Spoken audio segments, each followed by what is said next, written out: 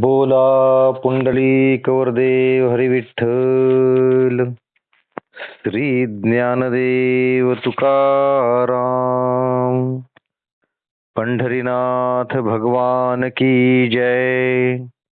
माऊली ज्ञानेश्वर महाराज की जय. जगद्गुरु तुकाराम महाराज की जय. ज्ञानेश्वरीचा अध्याय 15वा म्हणजेच पुरुषोत्तम योग. या अध्यायाचं आपण वाचन आणि निरूपण करत आहोत. 9 भाग झालेले आहेत.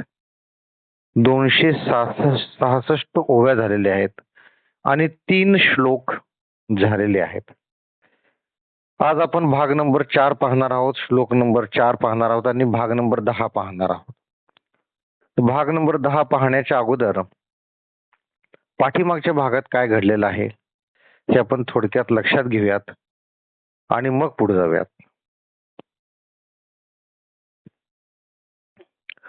तर भगवान श्रीकृष्ण या अध्यायामध्ये जे आत्मस्वरूपाच्या मार्गामध्ये जो प्रमुख अडथळा आहे, प्रमुख जी बाधा आहे की ज्यानं आत्मस्वरूपाचा मार्ग रोखून धरलेला आहे,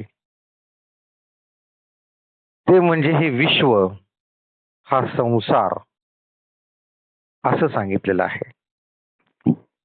आणि त्याचं वर्णन करण्यासाठी भगवंत म्हणतात की हे जे विश्व आहे किंवा हा जो संसार आहे याला तू संसार वृक्ष असं समज. आता हा वृक्ष कसा आहे त्याचं त्यांनी वर्णन केलेलं आहे की हा वृक्ष उलट आहे, म्हणजे त्याची मुळ्यावर आहेत आणि फांद्या खाली आहेत असा तो वृक्ष आहे. नंतर या वृक्षाचं उत्पत्ती कशी होते, त्याला पहिला जो कोंब येतो तो मायेचा कोंब येतो आणि त्यापासून त्या वृक्षाची उत्पत्ती होते हे आपण पाहिलेलं आहे. पण हा जो वृक्ष आहे हा अतिशय मोठा वृक्ष आहे. त्याचं स्वरूप कसं आहे, त्यानं आकाश व्यापून टाकलेलं आहे. तो अगदी ब्रह्मापासून ते खाली पाताळापर्यंत त्याची व्याप्ती आहे. मग असा एवढा जो मोठा वृक्ष आहे तर त्याला मुळापासून उपटून कसा टाकायचा, आणि ती बाधा काढल्याशिवाय तर आपल्याला आत्मस्वरूपाच्या मार्गावर जाता येत नाही. आत्मस्वरूपाच्या मार्गावर जर पुढे गेलो तरच आपल्याला मोक्षप्राप्ती होते. मग मोक्षप्राप्ती जर करून घ्यायची असेल तर मधली ही बाधा हटवली पाहिजे, काढली पाहिजे, मुळापासून उपटून टाकली पाहिजे. त्यासाठी भगवंताने काही उपाय सांगितलेले आहेत. भगवंत म्हणतात की हे जे हा जो आत्मस्वरूपाच्या मार्गामध्ये जो बाधा बनून राहिलेला जो संसार वृक्ष आहे त्याला जर तुला मुळापासून जर छाटायचं असेल तर ज्ञान नावाचं शस्त्र वापरायचं. म्हणजे जे ज्ञान नावाचं जे खड्ग आहे, म्हणजे शस्त्र जे आहे, ज्ञान खड्ग ज्याला म्हणतात, त्यानं हा वृक्ष तू मुळापासून छाटू शकतोस, कापू शकतोस. पाठीमागच्याच भागामध्ये आपण हे पाहिलं की हा जो वृक्ष आहे त्याला आदी नाही, अंत नाही, स्थिती नाही किंवा रूपही नाही, तरी पण आपण ह्याला नित्य आहे, पौराणिक हा वृक्ष आहे असं आपण समजतो. खरं तर हे सगळं मिथ्य आहे. असा कोणताही वृक्ष नाहीये. ही संसार किंवा हे जे विश्व आहे याचं स्वरूप समजावून सांगण्यासाठी त्याला वृक्षाची उपमा दिलेली आहे, एवढंच. मग जो नाहीच आहे तर उपटून कसा टाकायचा, जो प्रत्यक्षात नाहीच आहे असा वृक्ष उपटून कसा टाकायचा, मुळापासून त्याला कसा हे करायचा.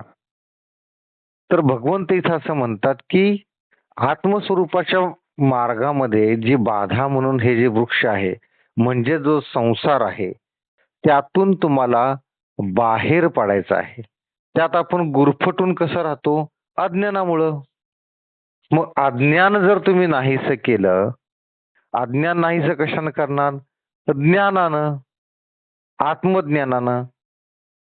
म्हणजे अज्ञान जर नाहीसं केलं आत्मज्ञानानं, तर तो मार्ग मोकळा होईल आणि तुम्ही भगवंतापर्यंत, ब्रह्मापर्यंत पोहोचू शकता आणि मोक्ष प्राप्ती करून घेऊ शकता.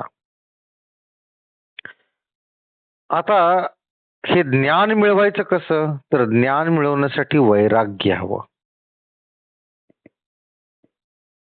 वैराग्य जर बळकट असेल तरच बुद्धीच्या योगानं तुम्ही ज्ञान प्राप्ती करून घेऊ शकता.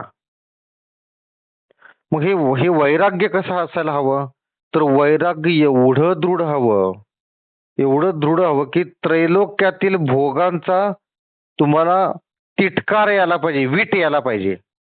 भोग म्हणजे एखादे कुत्रे नुकतेच ओकून गेले आहे असं वाटलं पाहिजे. तर आणि तरच तुम्हाला बुद्धीची प्राप्ती होती आणि बुद्धीच्या साह्याने तुम्हाला ज्ञानाची प्राप्ती होते. मग एकदा का हे ज्ञान प्राप्ती झाली तर मग ह्या ज्ञानरूपी खडगाने, आत्मज्ञानरूपी खडगाने हा संसार रूपी अश्वस्थ जो वृक्ष आहे तो खालच्या व वरच्या मुळांना सुद्धा छेदून टाक, म्हणजे कापून टाका, असं भगवंत सांगतात. इथपर्यंत आपण काल पाहिलं होतं. आज भाग नंबर 10 श्लोक नंबर 4 त्याचा आपण श्लोकार्थ वाचूयात. नंतर ज्या पदाला प्राप्त झालेले लोक पुन्हा मागे येत नाहीत. ज्या पदाला म्हणजे ब्रह्मपदाला. ते पद शोधून काढावे. कसे? तर ज्याच्यापासून अनादी प्रवृत्ती चालत आली आहे त्याच आद्य पुरुषाला मी शरण आहे अशा भावनेने त्या पदाचा शोध लावावा. हा श्लोक नंबर 4चा श्लोकार्थ आहे. आता आपण ओव्या वाचूयात आणि समजून घेऊयात. मग इदंतेसी वाळवे जे मी पणे विण डहाळले ते रूप पाहिजे आपले आपणची परिदर्पणाचे निआधारे एकची करुणी दुसरे मुख पाहाती गवारे तैसे नको हो हे पहाणे ऐसे असे वीरा जैसा न मोडलिया विहिरा मग आपलिया उमगी झरा भरोनी ठाके ना तरी आटलिया अंभ निज बिंबी प्रतिबिंब नोहटे का नभी नभ घटाभावी नाना इंधनाशु सरलिया वनी परते जेवी आपण पया तैसे आपे आप धनंजया न्याहाळणे जेगा. भगवंत काय म्हणतात की ह्या ज्ञानरूपी खडगाने तू हा संसार रूपी अश्वस्थ वृक्ष जो आहे तो मुळापासून छेदून टाक. मग काय होईल? मग ही अमुक वस्तू हा भास जेथे राहत नाही व अहिंसेचा लोप होतो असे जे आत्मस्वरूप ते पहावे. एकदा का हा तो वृक्ष तोडला की मग अमुक वस्तूचा हा भास आहे, भास जेथे राहत नाही व अहिंसेचा लोप होतो असे जे आत्मस्वरूप आहे ते पहावे. एकदा का वृक्ष तोडून टाकला की आत्मस्वरूप पहावे. परंतु मूर्ख लोक आरशाच्या आधाराने आपले एकच रूप दुसरे पाहतात. त्याप्रमाणे तू करू नको हो. भगवंत अर्जुनास काय म्हणतात? मूर्ख लोक काय करतात की आपलं स्वरूप आरशामध्ये पाहतात. तसं तू करू नकोस. अर्जुना, आपले स्वरूप पाहण्याकरता रीत अशी आहे की एखादा झरा उकरला असता पाणी आहे असे प्रत्ययास येते, परंतु तोच बुजवला तरी त्यात मूळ पाणीच आहे. आत्मस्वरूप जे आहे, आपलं स्वरूप जे आहे ते पाहण्याची रीत कशी आहे बघा. कसा पाहायचा, तर त्यासाठी उदाहरण दिलेलं आहे. एखादा झरा आहे, आपण विहीर खोदतो, विहीर खोदत असताना आपल्याला झरा लागतो. आता तो झरा खोदल्यानंतर काय होतं, आतमध्ये पाणीच दिसतं. आणि तो बुजवला झरा तरी सुद्धा त्याच्या आतमध्ये काय आहे, पाणीच आहे. किंवा पाणी आटल्यावर जसे त्यातील प्रतिबिंब मुख्य बिंबाशी ऐक्य पावते, जोपर्यंत पाणी आहे तोपर्यंतच प्रतिबिंब दिसतं. नंतर प्रतिबिंब दिसत नाही, त्याच्या मुख्य बिंबाशी ते ऐक्य पावतं. अथवा घट फुटल्यावर घटातील आकाश मदकाशास मिळते. एखादं मडकं आहे, त्या मडकामध्ये आकाशाचं प्रतिबिंब आपण पाहतो त्याच्या पाण्यामध्ये. आणि ते जर मडकं फुटलं तर त्यातलं जे आकाश आहे, त्या पाण्यातलं आकाश आहे ते मदकाशास म्हणजे जे मुख्य आकाश आहे त्यास मिळते. किंवा लाकडे नाहीशी झाल्यावर त्यातील अग्नी जसा स्वस्वरूपी लय पावतो, तसे अर्जुना आपले स्वरूप हे आपल्या स्वरूपातच पाहावे लागते. आपले स्वरूप आपल्याच स्वरूपात पाहावे लागते. जीवे आपुली चवी चाखणे, चक्षु निज बुबळ देखणे, आहे तया ऐसे निरीक्षणे, आपुले पै का प्रभेसी प्रभा मिळे, गगन गगनावारी लोळे, नाना पाणी भरले खोळे, पाणीयाचिये आपणेची आपण याते, पाहिजे जे अद्वैते, ते ऐसे होय निरुते, बोली जतू असे, जे पाहिजे विन पाहिजे, काही नेणताची जाणीजे, आद्य पुरुष का म्हणिजे, जया ठया ते. जसे जिभेने आपली स्वतःची चव पाहणे किंवा डोळ्याने आपले बुबुळ पाहणे, तसे आपले स्वरूप आपण पाहणे हे होय.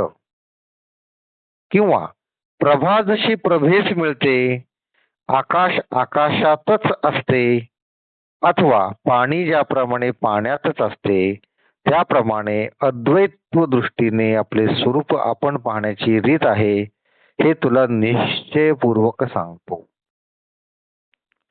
पाहिल्याशिवाय पाहणे व जाणल्याशिवाय जाणणे असे जे आद्य ठिकाण, ज्याला ब्रह्म असे म्हणतात,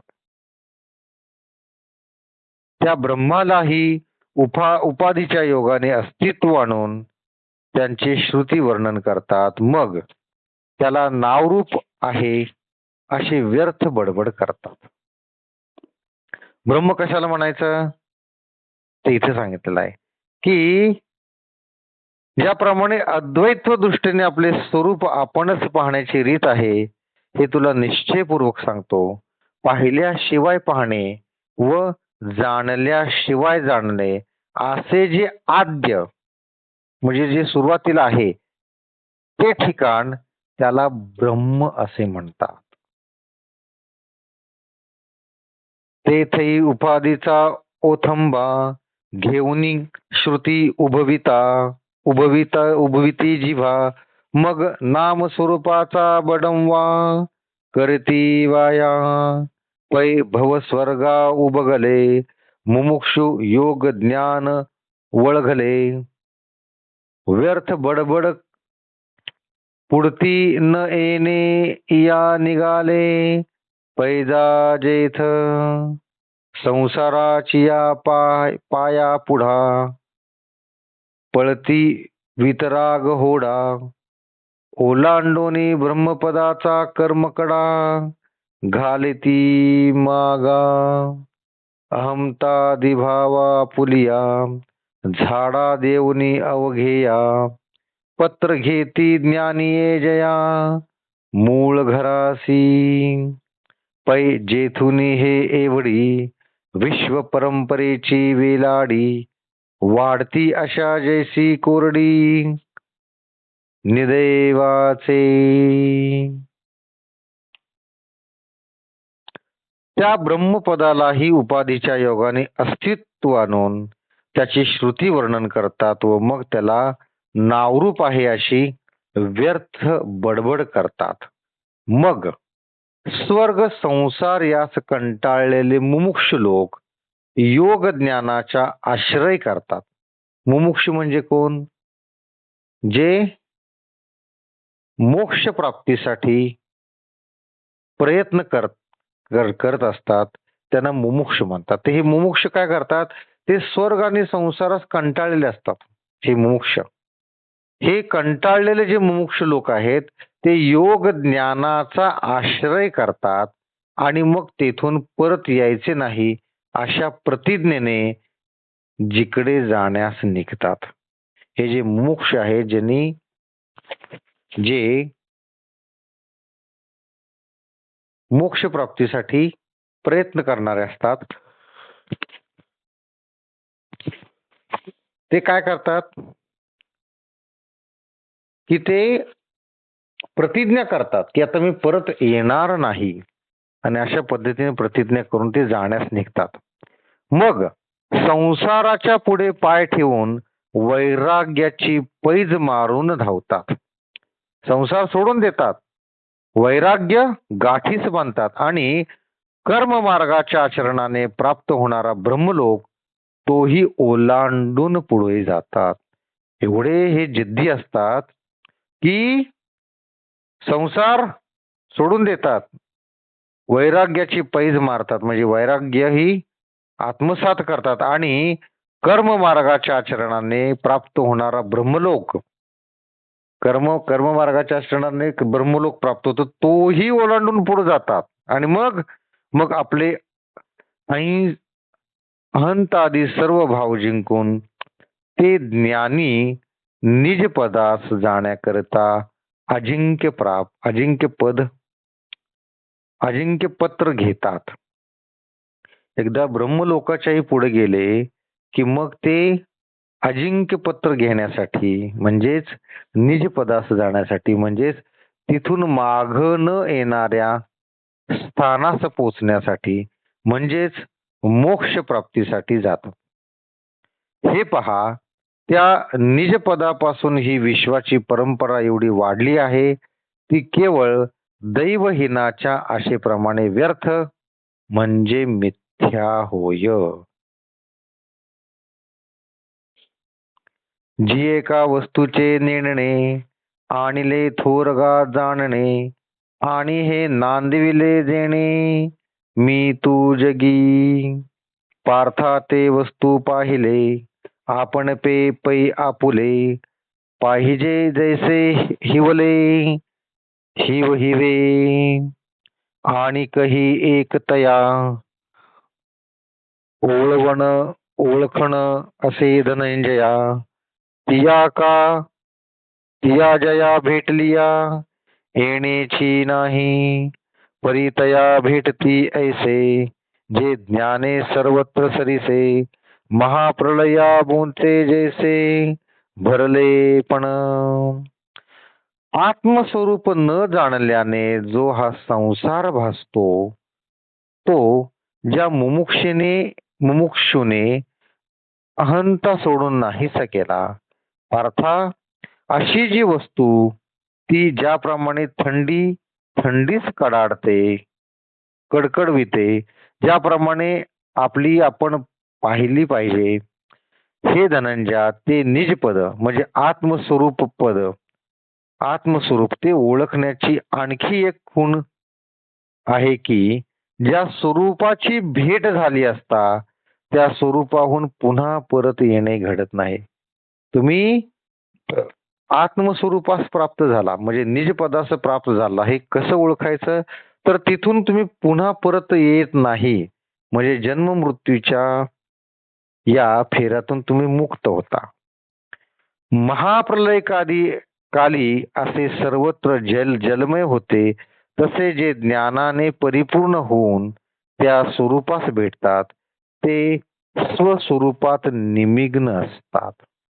अशा पद्धतीने जे स्वरूपास भेटतात ते स्वस्वरूपात निमिग्ध असतात असं इथे सांगितलेलं आहे. आता श्लोक नंबर 5 त्याचा आपण श्लोकार्थ बघूयात.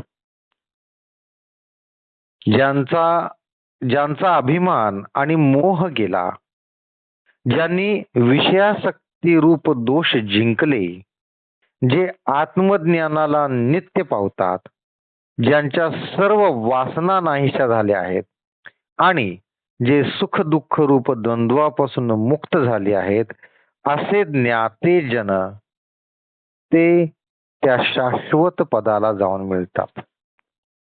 बघा, म्हणजे ते जे शाश्वत पद आहे, म्हणजे जे निज पद आहे, जे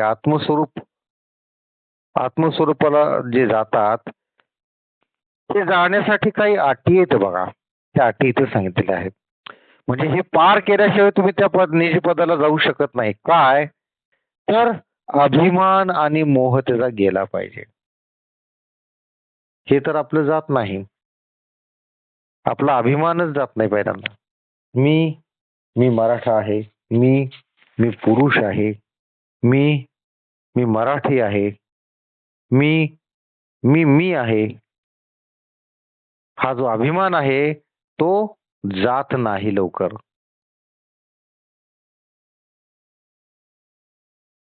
आणि कोणी जर काय म्हणलं, तू मला बोललास, मला मी कोण आहे माहिती का तुला?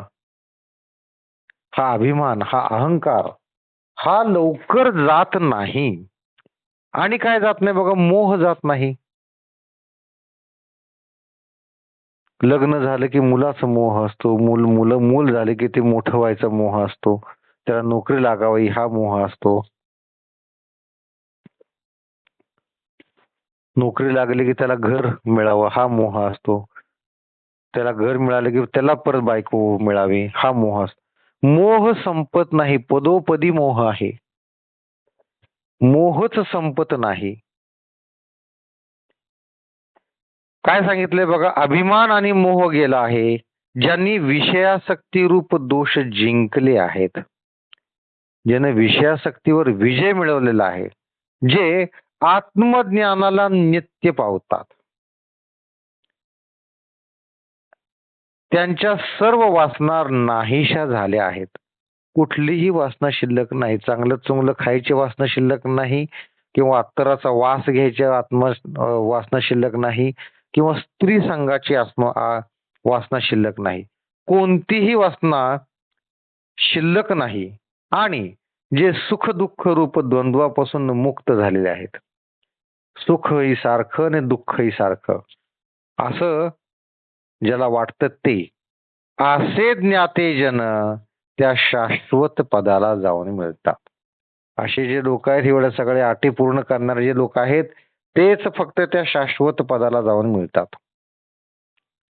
जया पुरुषांचे कामन सांडूनी गेले मोहमान, वर्षाती जैसे घन आकाशाते निकडवड्या निष्ठुरा, उबगिजे जेवी सोयरा, तैसे नगवती विकारा, वेटाळू जे फळली केळी उन्मुळे, तैसी आत्मलाभे प्रबळे, जयाची क्रिया ढाळे ढाळे गळती आहे, आगी लागली या रुखी, देखोनी सैरा पळती पक्षी, तैसे सांडिले आशेखी विकिल्पी जे, आईके सकळ दोष तुणी अंकुरती जती, जे मैदानी तिये भेद बुद्धीची कहाणी, जाणी जयाते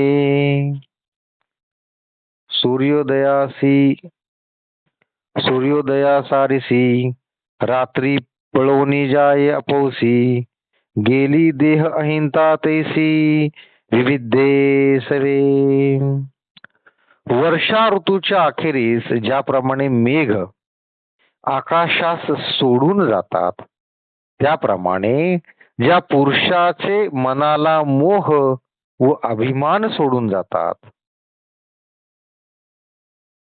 पावसाळा संपला की आकाशातून काळे ढग निघून जातात. त्याचप्रमाणे ते जसे निघून जातात त्याचप्रमाणे पुरुषाचे मनाला मोह व अभिमान, पुरुषाच्या मनातून मोह आणि अभिमान निघून गेला पाहिजे. निर्धन व निष्ठुर अशा मनुष्याला ज्याप्रमाणे आप्त सोडतात. जो निर्धन आहे आणि निष्ठुर आहे, ज्याच्याकडे पैसा नाहीये आणि जो निष्ठुर म्हणजे क्रूर आहे, अशा लोकांना त्याचे जवळचे लोक सुद्धा सोडून जातात. त्याप्रमाणे जे विकारांच्या सपाट्यात सापडत नाही, केळीला केळी आल्यावर ती जशी उन्मळून पडते, तशा आत्मस्वरूप लाभाच्या प्रबलतेने ज्यांच्या क्रिया क्रमाक्रमाने बंद पडतात. उदाहरण काय दिलं बघा, केळीच्या झाडाला केळी आली, केळीच्या झाडाचं आयुष्य कुठपर्यंत असतं माहितीये का? जोपर्यंत त्याला केळी येत नाही तोपर्यंत.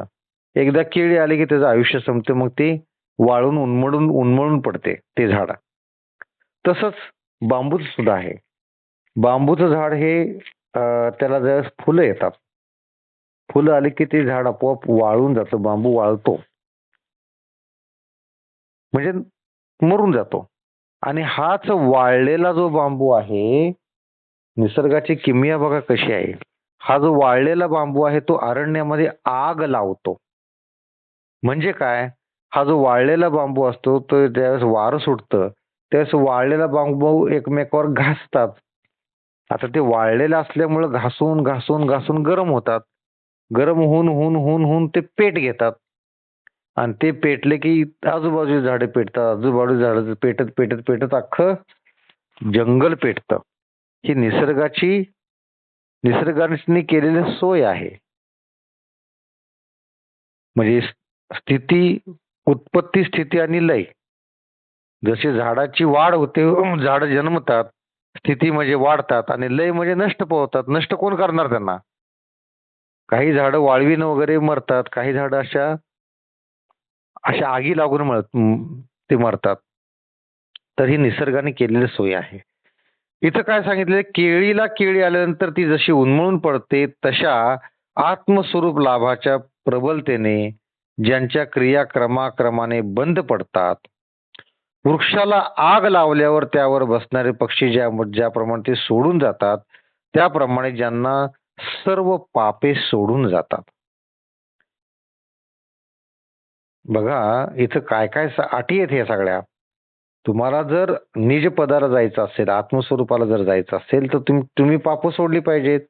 अजून काय, अभिमान सोडून दिला पाहिजे, मोह सोडून दिला पाहिजे.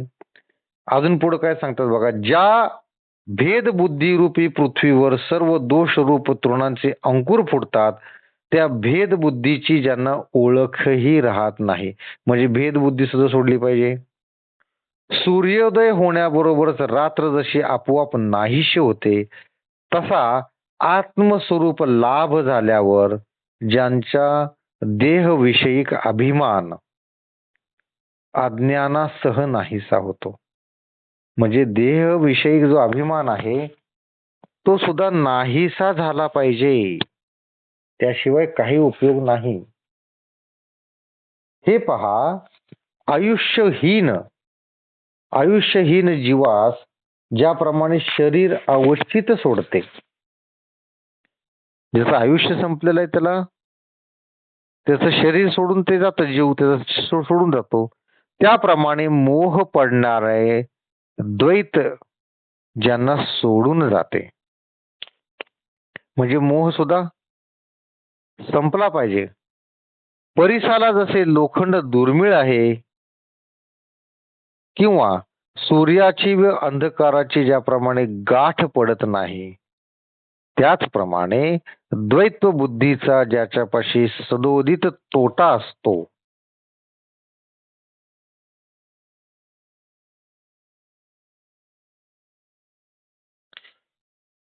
पै आयुष्यहीना जीवा ते शरीर सांडी जेवी अविचिते, तेवी निदसुरे द्वैते सांडिले जे लोहाचे साकडे परिसा, न जोडे अंधारू रवी जैसा, द्वैत बुद्धीचा तैसा सदा दुकाळ जया. आगा सुख दुःखा रे द्वंद्वे देही जिरे गोचरे. तिये जया का समोरे होतीची ना. स्वप्नीचे राज्य का मरण नोहे हर्ष शोकांसी कारण. उपवाढीला जाण विजया परी. तैसे सुख दुःख रूपी द्वंद्व जे पुण्य पापी. न घेपी जती सर्पी गरुड जैसे. हे पहा, आयुष्यहीन जीवास ज्याप्रमाणे शरीर अवचित सोडते त्याप्रमाणे मोह पडणारे द्वैत्व ज्यांना सोडून जाते. द्वैत सुद्धा नाही पाहिजे. परिसरात जसे लोखंड दुर्मिळ, परिसरात जर लोखंड लावलं तर काय होतं, त्याचं सोनं होतं. मग परिसरात लोखंड मिळणार का? कधीच मिळणार नाही. लोखंड लागले की त्याचं सोनं होतंय. म्हणून काय सांगितलंय, परिसरात जसे लोखंड दुर्मिळ आहे किंवा सूर्याची व अंधकाराची ज्याप्रमाणे गाठ पडत नाही, सूर्य उगवला की अंधार निघून गेलेला असतो, त्याचप्रमाणे द्वैत्व बुद्धीचा ज्याच्यापाशी सदोदित तोटा असतो. अरे, या देहाचा अभिमान धरल्यावर सुख दुःख कारारूपी जे द्वंद्व दृष्टीस पडते ते ज्यांच्या पुढे येत नाही. म्हणजे द्वैत्व भाव सुद्धा मनातून गळून पडला पाहिजे. ज्याप्रमाणे जागे झाल्यावर स्वप्नात मिळालेले राज्य अथवा प्राप्त झालेले मरण याच पासून हर्ष किंवा शोक उत्पन्न होत नाही, ज्याप्रमाणे गरुडाचं सर्प येत नाही, त्याप्रमाणे सुख दुःख रूपी पाप व पुण्य उत्पन्न करणारे द्वैत्व हे ज्यांना जिंकत नाही. द्वैत्व आलं की सुख दुःख आलं, सुख दुःख आलं की पाप पुण्य आलं. म्हणून द्वैतच नाही नको आहे. तर आता या श्लोकामध्ये सगळं सांगितलेलं आहे की तुम्हाला जर मोक्ष प्राप्ती हवी असेल, तुम्हाला जर निज पदापर्यंत जायचं असेल, आत्मस्वरूपापर्यंत जायचं असेल, तर तुमच्यात कोणत्या गोष्टी निघून गेल्या पाहिजेत? अभिमान, मोह, विषयासक्ती, द्वैत्व भाव, सर्व प्रकारच्या वासना, सुख दुःखांच्या संदर्भातले द्वंद्व, हे सगळं जर तुमच्यातून निघून गेलं तरच तुम्ही निज पदाला प्राप्त होता. हे इथं सांगितलेलं आहे. हा आजचा भाग नंबर 10 इथे संपत आहे. भाग नंबर 11 आपण उद्या पाहणार आहोत. तर बघा, आजच्या भागात काय पाहिलेलं आपण थोडक्यात नीट लक्षात घेऊयात की कालच्या भागात काय सांगितलं भगवंताने की हे जे आत्मज्ञान रूपी जे खड्ग आहे त्याने तो हा संसार रूपी वृक्ष मुळापासून तोडून टाक. मग त्यानं काय होईल? त्यानंतर काय करायचं की तुझे स्वरूप हे आत्मस्वरूपाला लाव, आतमध्ये बघ तुला. आणि पुढच्या श्लोकामध्ये काय सांगितलेलं आहे की तुम्हाला जर निज पदापर्यंत जायचं असेल तर तुम्ही अभिमान, मोह, विषयासक्ती, वासना, द्वंद्व हे सगळं सोडून दिलं पाहिजे. द्वैत्व भाव सोडून दिला पाहिजे. आज आपण इथंच थांबवत आहोत. सर्वांनी हात जोडायचे आहेत, डोळे मिटायचे आहेत आणि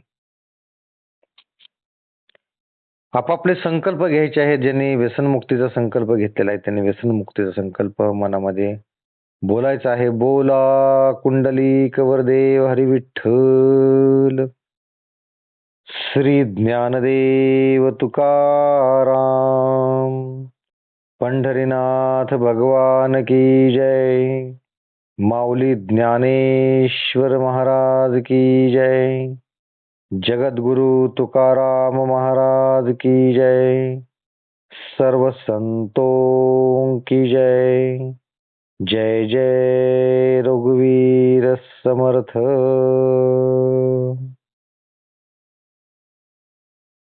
रामकृष्ण हरी.